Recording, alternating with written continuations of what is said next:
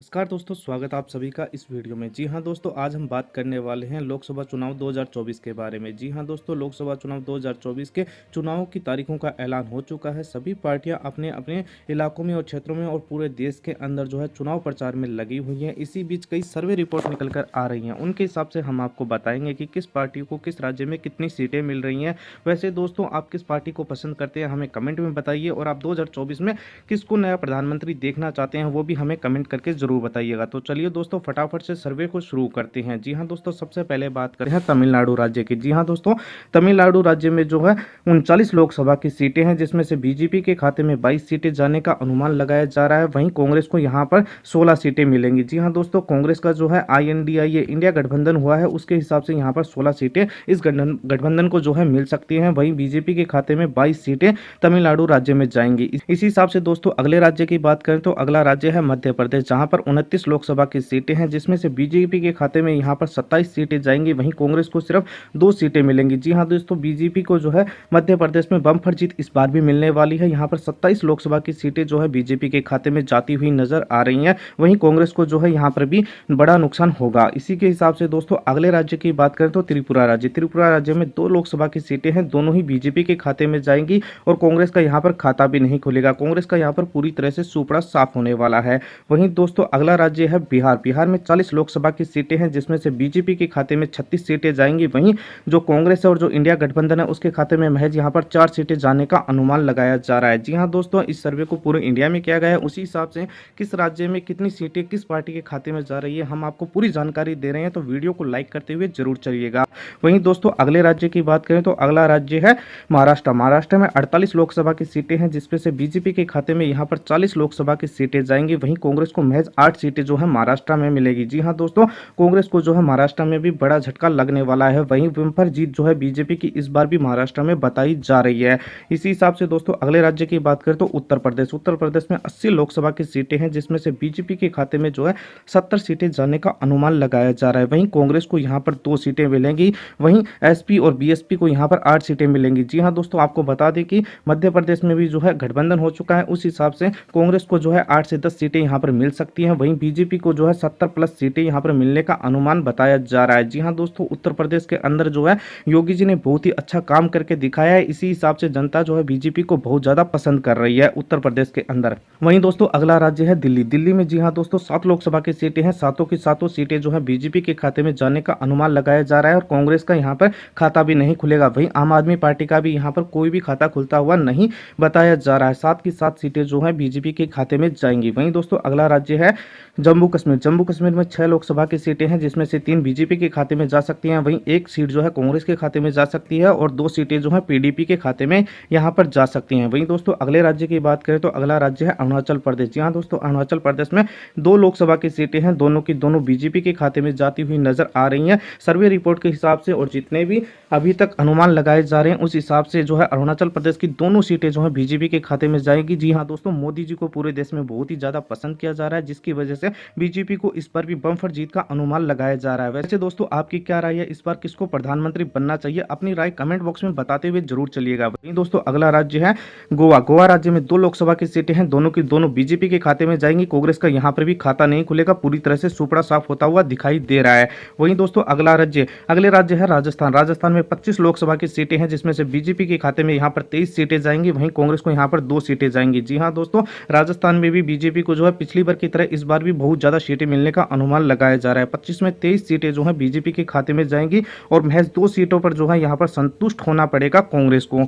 वहीं दोस्तों अगले राज्य की बात करें तो ओडिशा में 21 लोकसभा की सीटें हैं, जिसमें से बीजेपी के खाते में यहाँ पर 11 सीटें जाने का अनुमान है। वहीं कांग्रेस को यहाँ पर 1 सीटें मिलेगी, 1 सीट मिलने का अनुमान है। वहीं BJD को यहाँ पर 9 सीटें मिलने का अनुमान है। जी हाँ दोस्तों, अधिकतर राज्यों में कांग्रेस ने जो है गठबंधन किया है, जो इंडिया नाम से गठबंधन बनाया है उस हिसाब से है यहाँ पर कांग्रेस को जो है 10 सीटें यहाँ पर मिलने का अनुमान लगाया जा रहा है। कांग्रेस को भी यहाँ पर 10 सीटें हैं, जबकि बीजेपी को यहाँ पर 11 सीटें मिल सकती हैं। वहीं दोस्तों अगले राज्य की बात करें तो अगला राज्य है मणिपुर में 2 सीटें हैं, जिसमें से एक बीजेपी के खाते में और एक कांग्रेस के खाते में जाने का अनुमान लगाया जा रहा है। वहीं तो अगला राज्य है मेघालय। मेघालय में एक लोकसभा की सीटें हैं जो कि बीजेपी के खाते में जाएगी, कांग्रेस को यहाँ पर कोई भी सीट नहीं मिलेगी। वैसे दोस्तों, आप किस राज्य से आते हैं, किस राज्य से वीडियो देख रहे हैं और आपके राज्य में किस पार्टी का चुनावी माहौल बना हुआ है, हमें कमेंट करके जरूर बताइएगा। वहीं दोस्तों, अगले राज्य की बात करें तो अगला राज्य है अंडमान निकोबार। अंडमान निकोबार में एक लोकसभा की सीटें हैं जो कि बीजेपी के खाते में जाएगी, कांग्रेस को यहाँ पर भी खाते में जो है कोई भी सीट आती हुई नजर नहीं आ रही। वहीं दोस्तों, अगले राज्य की बात करें तो अगला राज्य है दादर नगर हवेली। यहाँ पर एक सीट है जो कि बीजेपी के खाते में जाएगी, कांग्रेस को यहाँ पर 0 सीट मिलेगी।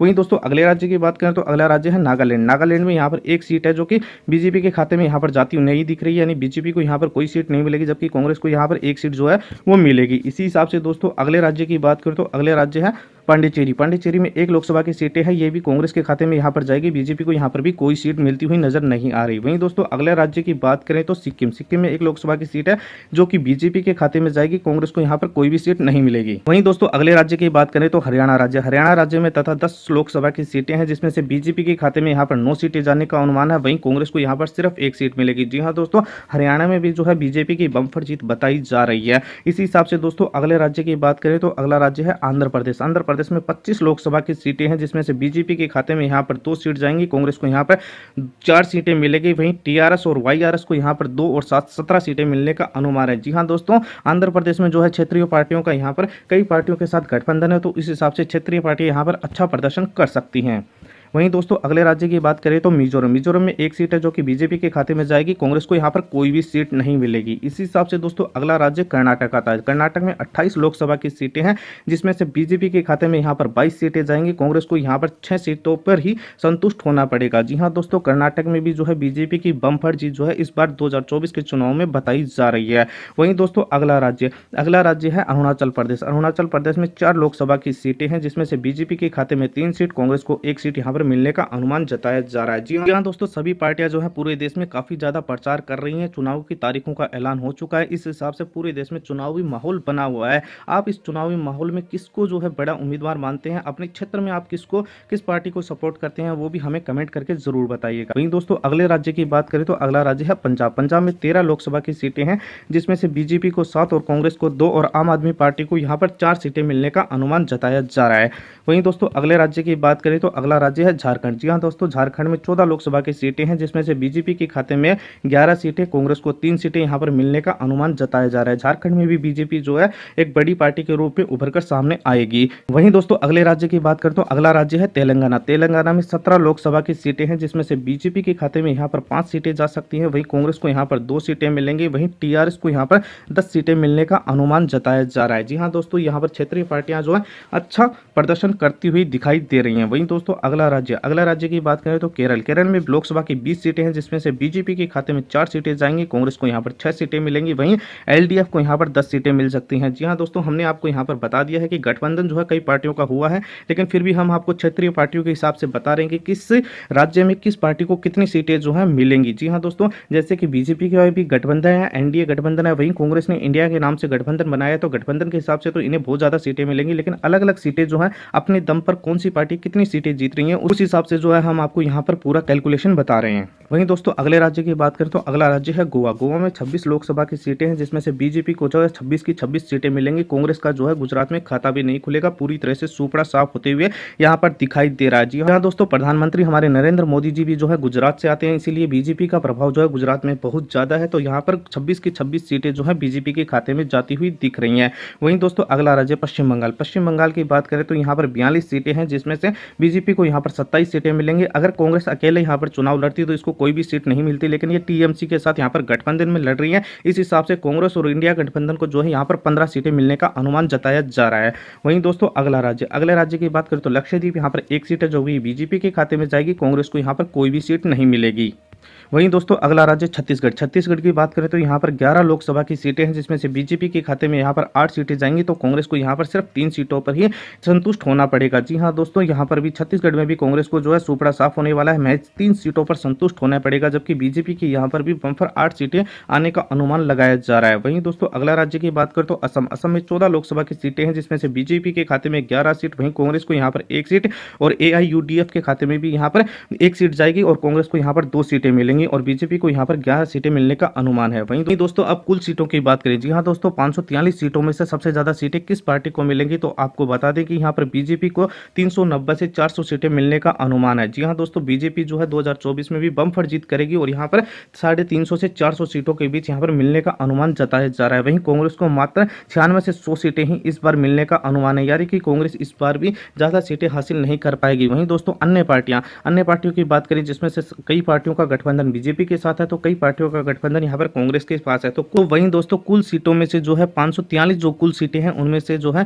63 सीटें अन्य खाते में यानी क्षेत्र पार्टियों के खाते में जाएगी, जिसमें से कुछ यहाँ पर जो है बीजेपी के खाते में जाएंगे तो कुछ यहाँ पर कांग्रेस को मिलेगी। लेकिन ओवरऑल मिलाकर दोस्तों यहाँ पर बीजेपी जो है 2024 में भी अपनी सरकार बना सकती है और बम्पर जीत हासिल कर सकती है। वैसे दोस्तों आपको हमारा ये कॉन्सेप्ट कैसा लगा हमें कमेंट करके बताइएगा। साथ ही आप किस पार्टी के नेता को प्रधानमंत्री बनते हुए देखना चाहते हैं हमें कमेंट कीजिएगा और आप किस पार्टी को सपोर्ट कर रहे हैं उसका भी हमें आप कमेंट करके अपना जवाब जरूर दीजिएगा। जय हिंद, वंदे मातरम।